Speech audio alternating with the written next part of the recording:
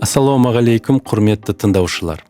Бүгін біздің тақырыбымыз машинаны эвакуатор алып кеткен жағдайдағы сіздің қандай құқығыңыз бар, қандай міндеттеріңіз бар. Ал құқықтық негіздер бастайық. Қазақстан Республикасының әкімшілік құқық бұзушылық туралы кодексінің көлік құралын, кемені, оның ішінде кішігірім кемені ұстау, жеткізу және пайдалануға тыйым салу туралы 797 бабына сәйкес уәкілетті лауазымды адам көлікті уақытша сақтау үшін арнайы алаң, тұрақ немесе стационарлық көліктік бақылау бекетіне іргелес тұрған алаңға эвакуатормен жеткізеді. Ол машинаны сол жерде ұстаудың себебі жойылғанға дейін көлікті кідіртуге, жеткізуге және пайдалануға тыйым салуға құқысы бар. Бұл норма Қазақстан Республикасының әкімшілік кодексінің 597 бабының қарастырылған. Бұл мынадай жол тәртібін бұзушылықтарға да қолданылады.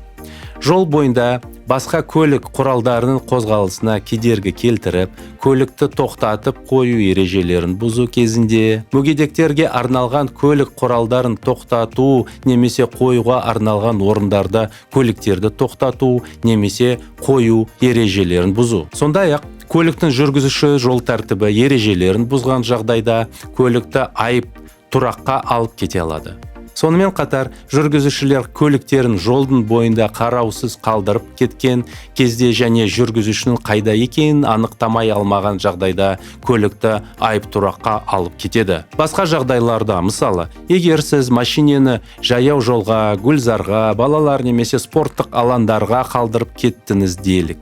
Міне, осы кезде лауазымды адам машиненің мемлекеттік тіркеу белгілерін алып тастап, себебін жойғанға дейін көлік құралын пайдалануға тыйым салуға құқылы. Көлік құралын ұстауға, жеткізуге және пайдалануға тыйым салуға қатысты Қазақстан Республикасының әкімшілік кодексінің 797 бабының сәйкес белгіленген тәртіппен әкімшілік құқық бұзушылық туралы акт жасалады.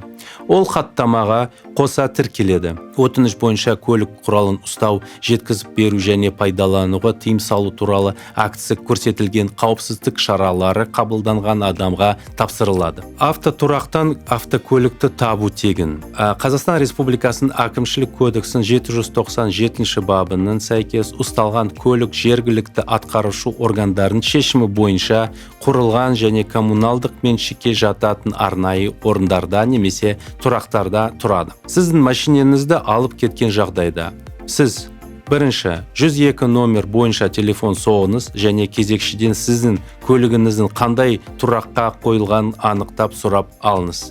Екінші, айып тұрағында сіздің көлігіңізді ұстаған инспектордан әкімшілік құқық бұзушылық туралы хаттаманы алыңыз. Және 3, айыппұлды төлеңіз. Көлікті қою ережесін қай жерде бұзғаныңызға қарай айыппұлдың мөлшері 5 немесе 10 МРП құрайды. Және 4-ші, соңында машинаны алыңыз.